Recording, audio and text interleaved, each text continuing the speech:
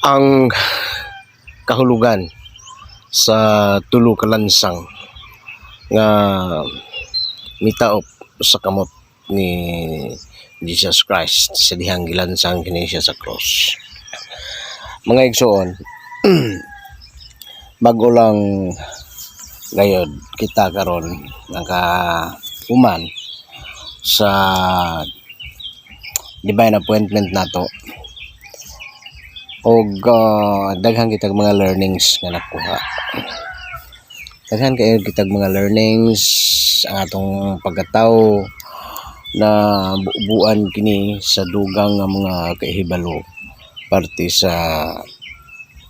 magtulunan sa espirituhanong pagturunan. Mga igsoon,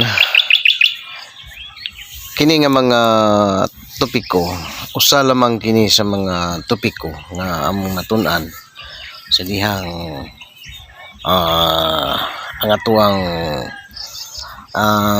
kahibalo mahinungod sa pagtuon nato sa atong Ginoo na na replenish kini, na dungagan kini. Wala man kita mabag-o kay wa man kita modaan. Apan may mga learnings kita nga wa nato mahibaw sa atong kinabuhi. Di more nga mi kusog nga atong pagtuo sa labang makagagahom. Anyway, nagatuo man kita. Despite sa mga problema sa atong kinabuhi, naaman ang Ginoo sa atong kasing-kasing. Apan kining learnings nga atong nakuha karon bahin sa kahulugan sa lansang lansang kini gipataop kini sa kamot ni Jesus Christ ug sa iyang tiil, no? So nagpasalamat kita og dako sa atoang nakatunan mahinungod nini. Apan lagi kay dili man kita maka raise og questions at the time nga napakita sa seminar. Mao nga ato lang gihulat kini hangtod sa katapusan nga mahuman ang atuang seminar. Sa dihang nanihapon na kini, anyway wala kami nanihapon, medyo gipasnakan kini sa moang pastor. Ang naitabo tungod kay lagi dili maunta kita mo raise og questions or question sa tuang saghatag niini nga mao nga seminar, tungod kay dili man kita buot nga masilo lagi sita sa tuang kanato kay gipakaon ra kita ya gitudloan kita, wa kita lain na himo, ha? So ang nahitabo sa dihang may discussion kami, ako siyang isultihan kung na ako'y mga himumunot nga gusto unta nako nga ipangutana kanila. Apan tungod lagi kay dili man kami maka-raise og question, mao nga pagkahuman sa seminar ako silang gipangutana kung pwede man lang, pwede raman. So akong pangutana, naisulat ba sa Biblia ang teaching nga gitudlo ninyo kanamo bahinungod sa kahulugan sa mataglansang sa tulo ka lansang nagilansang sa kamot ni Jesus Christ sa dihang gitaral kini sa cross? Okay. Ang sabat sa pastor, na samtang iya na unta kining abrihan ang Biblia sa pagpamatuod nga naa gayoy naisulat sa Biblia ang kahulugan sa tagalansang. Ako na siyang stop ningon ko nga kung tinuod nga naa dili na ko mangita na. Ang ako lang pangutana kung naa ba siya naa man ko, ayaw na lang napakita kay dili ko usa ka tawo kuti-kutihan. Ay importante nga naa siya naa kay wala siya gabase sa ilahang mga teaching nga wa mahisulat sa Biblia. Okay, So may purpose nganong gihimo ko kini nga vlog karon. Ang ako lang purpose ug akong gisulti kaniya nga magaingon. Ako wala kini naisulat sa Biblia, tao lang ang gahimo-himo nining maong mga meaning. Himo-himuan lang kinig meaning ug wa kay ni gisulti ni Jesus Christ mao kini kahulugan. Kung wala kini gisulti ni Jesus Christ sa iyang mga disipulos, dili kita dapat mutuon ini. Bisan unsa nga mga teaching kung wala kini naisulat sa balaang kasulatan, dili kita dapat mutuon ini. Kay mura ra ka lagi kuanta gitudloan ta sa mga bakak nga pagtudlo. Apan kinaamang gyud sa Biblia. Salamat kita dako sa atong mga teaching, no. Salamat kita dako nga naka-graduate kita sa atong divine appointment. Anyway, dili naman unta kita kinahanglan nga pagatudloan pa nining mga maong mga leksyon kay tungod kay puno naman kita sa kay balo parte sa Ginoo. Apan we just acknowledge kung kinsa man ang mutudlo kanato niini bahin sa basta ang pagkahisgutan pulong lang sa Ginoo. But by this time pangitawon ko kini sa Biblia kung tinuod ba nga gisulat kini kay sa Biblia o diha pa ko motuo nga mao nga atong natun-an tinuod. So pangitawon ko kini sa Biblia. By the way, 3 times ko na kining balik-balik ug basa kining Biblia. Siguro nalimtan lang ako kung di na nga verse makita nga naisulat nga may mga meaning diay ang lansang lansang sa kamot ni Jesus Christ sa diri. By the way, diri sa kalibutan, dinhining kalibutan usahay may mga kuan manggod. May naay mga naisulat sa Biblia kung dili ninyo makita kini nga verse katinuod yun. Usahay manggod diri sa kalibutan may mga pagtulunan or may mga gipangsulat sa Biblia nga dili kana maoong buot ipaambit kanato. O mao usa sa mga question nga akong gi-raise kanila. Usa sa mga gisulti kanila after nga kami sa among seminar. Akong gisulti kanila. Unsa ang ilang stand sa pagbalik ni Jesus Christ na kini magasakay sa panganod. Og lahi ang ilang pagtuo, lahin po kato ang pagtuo. Pusa gina-acknowledge na to ang ilahang mga teaching maayo man. Ang pinaka-importante gud dinhi sa kalibutan mao ra gayud ang paghimo og mga kaayuhan sa atong isig kaingon. Mao kana mga kaigsuonan, magpasalamat kita dako nini nga mga tawo kay ang ilahang gitudlo bahin man gayud sa pagtulunan sa espirituhanong kahibalo. So wala tay question ana. Kung lain-lain man ang mga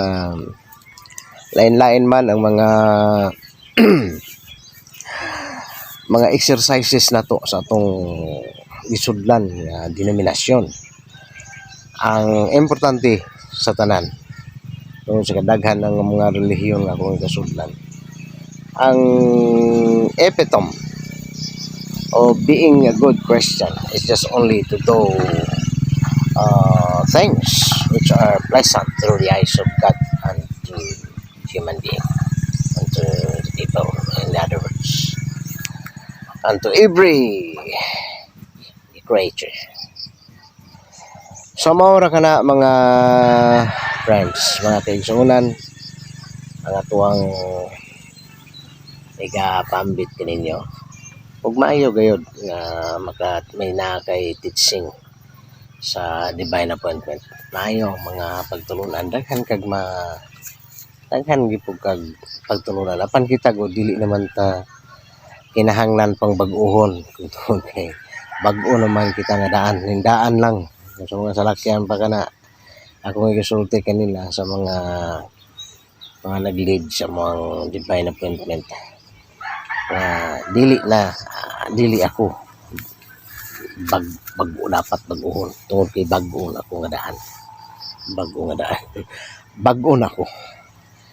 Og sa mga salakyan pa gipintahan lang kini usab, girepent. Gipintahan ba?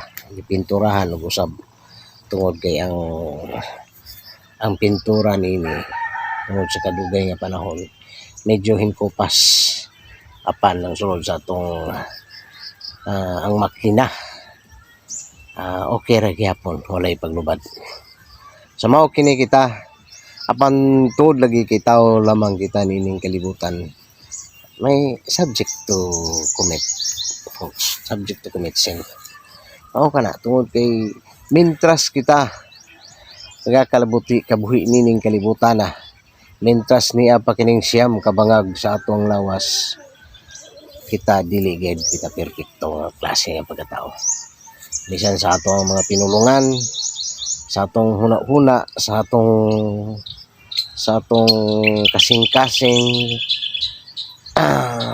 sa atong pagkakita makasayop gayud kita we cannot say nga okay nga atong pagkatao tungod kay basta tao kita makasayop gayud mga kaigsunan.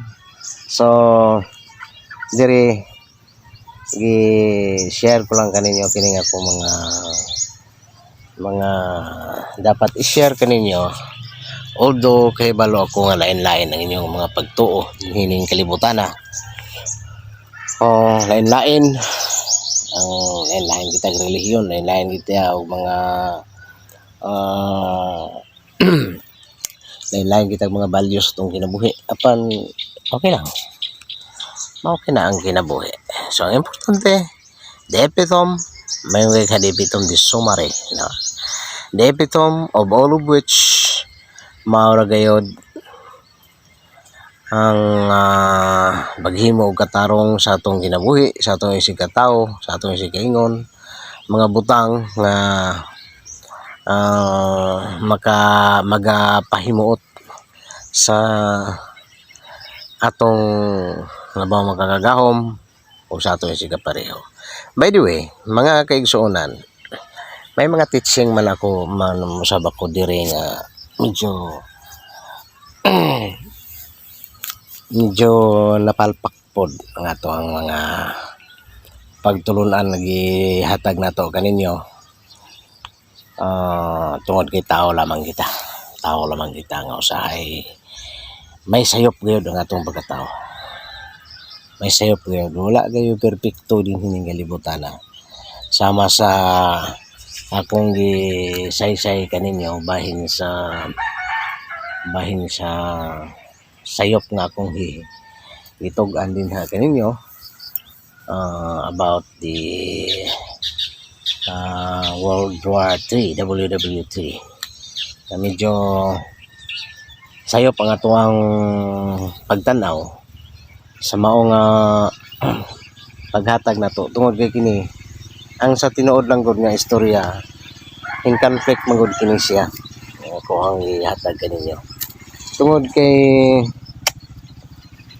unang-una ihangyo ta kini sa labaw makagagahom nga dili na kini mahitabo pa dili na kini mangyari pa ang mga butang nga dili mangyari nga atong gipangayo sa Ginoo nga dili na kini mangyari mao kining zombie apocalypse Third World War o sa Islam tulo ba kini ka bagay nga akong ipangayo kanila sa Ginoo og siguro kini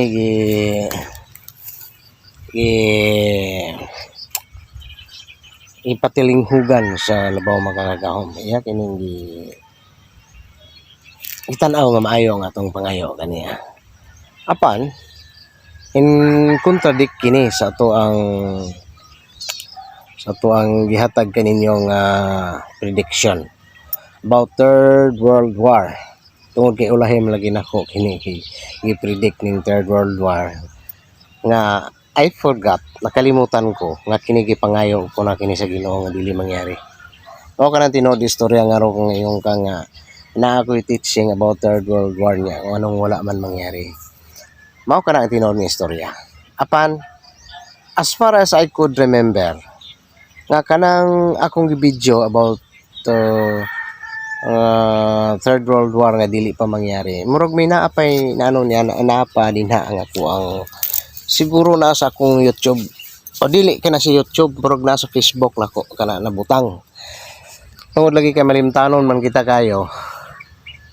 And in the other way, napangayo naman ko nato kina sa Ginoo. Siguro wala ko masayod unsay hinungdan nganong nga ang ato ang prediction nganong nagkontradict kini sa atong ipangayo sa Ginoo sa atong prediction. Anyway, as what I said, tao lang kita. Tao lang kita nga makasayop kita. Masayop mao kina ang pinakadako nga sayop nga akong nahimo dinhi sa YouTube, akong YouTube channel. Nga ang akong prediction na palpak sa about Third World War apan wala ko ginigidelete.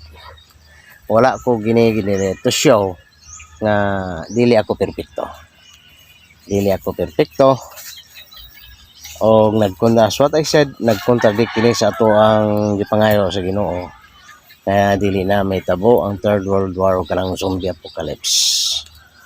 Ayan na. Gihangyo ko gid kana sa Ginoo nga dili na kana mangyari. So mga kaigsunan, anyway, so daghan pa man kita pagahisgutan diri sa ato ang channel. So iga-post ko kini sa duha ko ka channel sa Alfredo Gallego and Alfredo C. Gallego. Anyway, daghan na kong channel. Mga unom baka channel na ko, dili na ko itugan kaninyo ang mga pangalan ini. So, usa kini sa mga natanaw ninyo, nakita ninyo, nga wa kamo masayod nga ako ang tagian ini nga mga channel. So, siguro, dili ko man kini sila ma-monetize. When we say monetize, makuan ba? Makuhaan og income. Wala siyang tawag na monetize. Tungod kay sa kajutay sa mga subscribers ko nini o sa mga viewers, kung jutay lang yun kayo ang nagatanaw nini, tungod kay lagi kita tao lang usahay ato magmusugulan og mga binuang ato mga post mao na usahay nga tao matagampod mga joke kita din hang ibutang usahay medyo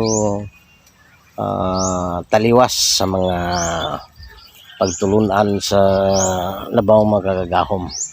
So kung ikaw nagasunod ka ini nga channel nga usahay focus ang imong pagtuo sa pagtulunan sa Ginoo, so tendency gid nga mosipak ka ini nga channel kay compost man kini sa nagkalain-lain nga mga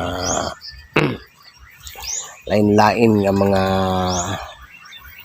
content nato nga usahay mo contradict sa pagtulunan sa Ginoo. Mga kaigsunan, daghan pa kita og paghisgutan with this channel of ours, but tinghuan nato nga ang atong ma-post about the good sa mga belief, teaching, mga pagtulunan parte sa Ginoo. Hanggang dito na lang muna mga kaigsunan. Have a blessed day sa ating lahat.